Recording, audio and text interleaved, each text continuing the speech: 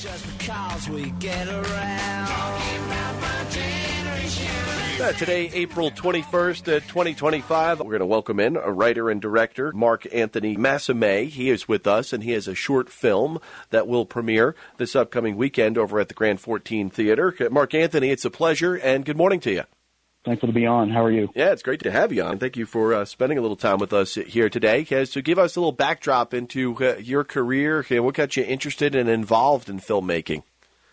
Yeah, sure. So I would say about 20 years or so ago, I started just shooting some home movies, just with friends, doing a bunch of shorts, a feature. I would call them glorified home movies. But basically during that process, I learned a lot about filmmaking, just doing everything from writing, directing, even composing the music. I particularly fell in love with directing and editing and how it comes alive in the post-production process. And so I just kept looking for an opportunity, for an open door.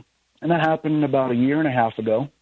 I met Susan Covington at a filmmaking meeting, and she was interested in reading what I had. And it turns out she was a judge for the Atlanta Film Festival, and she liked it. And she says, I want to help you make this. So that was kind of an additional spark to open the door, and I've been able to, express the passion that I've always had. Hey, Marc Anthony, on that note, just in terms of ideas and the creativity that goes behind, developing, a concept into an idea into developing relationships to make it become a reality. Not all of us, get to enjoy, the behind-the-scenes sort of look as to how the sausage is made. So talk about, how that all comes about, just, from what goes on in between your ears to actually putting it down on paper and then to creating the reality that will be shown later on this week as part of the film festival here. Yeah, well, I'll say this: it's definitely not easy, especially when you're holding down a full-time job and you've got a family.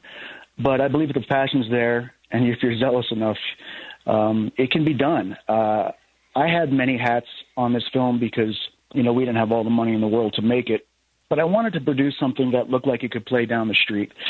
If I'm going to do it, it has to be done well. The production value, everything. So my heart was just captivated by the story I was inspired to write. That's basically what led me and kept me going, as I believed in it. And it was a matter of meeting the right people who were willing to jump aboard. They believed in the vision, that they were talented. So I did a lot of research, a lot of conversations in order to put the team together to make the film. And a wonderful cast and crew. Very thankful to have worked with them. It's a proof of concept, although it's a short film on its own as a standalone. We shot in 3 days, 14-hour days, in the middle of the night, and I worked on post-production for about 9 months. I was editing and doing the sound design. Everything that's in the film from top to bottom, whether it's the set design or the costumes or, the shots, and all that obviously has to be all thought out, and it has to be done well. And like I said, fortunately, I had a great cast and crew. I'm very excited. They're very excited about what we've been able to put together. I think the story is first and foremost the most important thing. I love the elements of suspense. It's a tale of survival and self-discovery. It's a universe that I'm very excited about that's been built that will follow with the feature, which I have written and is in the latter stages of the drafts.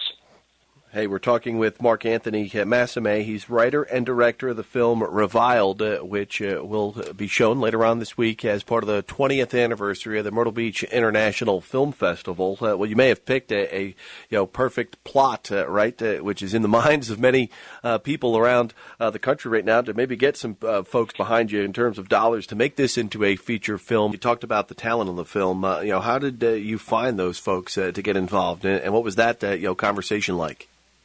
Yeah, so some of it was word of mouth. I was referred to Rachel St. Gillet. She auditioned, and she was phenomenal. I knew she was Hannah. And I think the auditions are key, too. At the time, in-person auditions was not common. So I was just convicted that we needed to do in-person auditions. I really needed to see these people and meet them, because it's not just whether they can say the lines or act. It's these are people that are going to be on set, and you have to have a relationship with them. And I was very thankful that everybody had a great time on set, and aside from being able to perform their role very well, Gerald Lewis Campbell, he's been in a few episodes of The Righteous Gemstones, of Tulsa King. Rachel St. Gillet, She was in Blindside as a child actress, and Brandon Wheeler, who wonderful antagonist. Just the right combination of folks to make this film real. And that's the thing. I want it to be visceral. I want people to experience, the varied range of emotion that I think the film has to offer as we read through the story.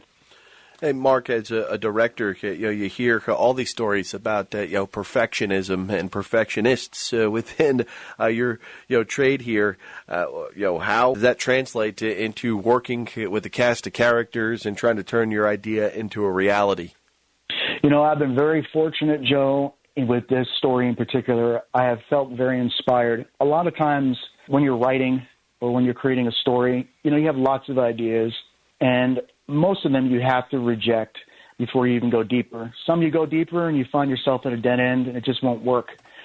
This story, like I said, it's been inspired and has moved smoothly ever since I started writing. In fact, a feature-length screenplay, after writing an outline initially for a couple months, the script itself I was able to pen in 5 days, and I am a perfectionist and I want things done perfectly, and you have to be careful because that can kind of delay the process. Hey, Marc Anthony, it's a pleasure to get to know you, my friend. We wish you well this week, and no doubt keep us in the loop to see where Reviled goes into the future. Looking forward to hearing about your story in the days and weeks ahead. Thank you so much for having me on. I appreciate it. Yeah, you got it, my friend. That's Marc Anthony Massimei, writer and director of the short film Reviled, which will be shown as part of film block number 3 on Wednesday at 2:30 this week. Take a look at our friend Marc Anthony's short film, ReviledTheMovie.com. A very interesting story. It's a dystopian, suspenseful 20-minute short film that'll be featured again at 2:30 on Wednesday as part of film block number 3, ReviledTheMovie.com.